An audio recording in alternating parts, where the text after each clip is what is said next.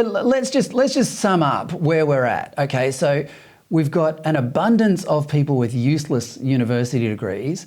We've got restrictions on people hiring new apprenticeships and the infrastructure around creating those apprenticeships. And we've got full employment for people who want to work as shop assistants.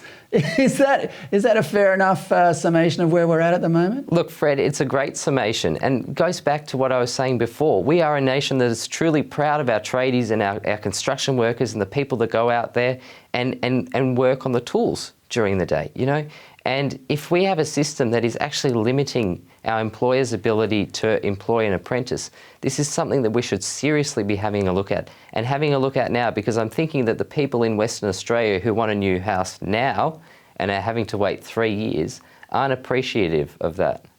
Well, it's funny you should mention Western Australia. I've just been to Perth, actually, and the northeastern suburbs of Perth near the airport remind me of what Australia used to be like. There are huge swathes of land there that are under construction, and there are hundreds of houses going up. I mean, perhaps these are houses that are at the end of that 3-year waiting list.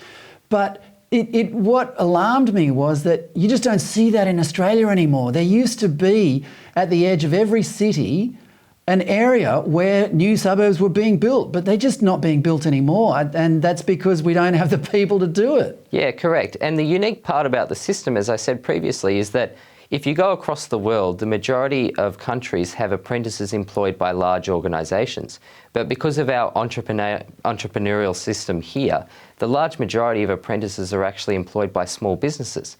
Those are the small construction firms that are building those houses. And so if you're able to empower them to hire more, their businesses do well, and more young apprentices get to go through. And, you know, I think statistically as well, I remember that apprentices who complete their apprenticeship are actually more entrepreneurial.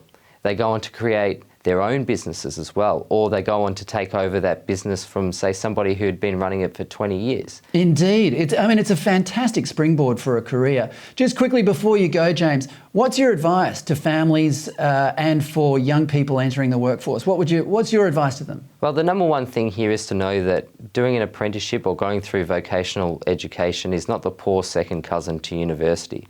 If you go in through an apprenticeship, you earn and learn from day one. You don't have a HECS debt coming out of it.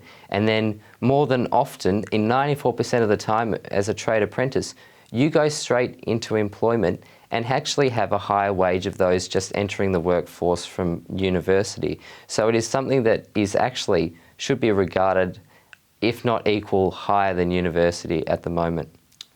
Well done, James. James, thanks for your time. Pleasure, Fred.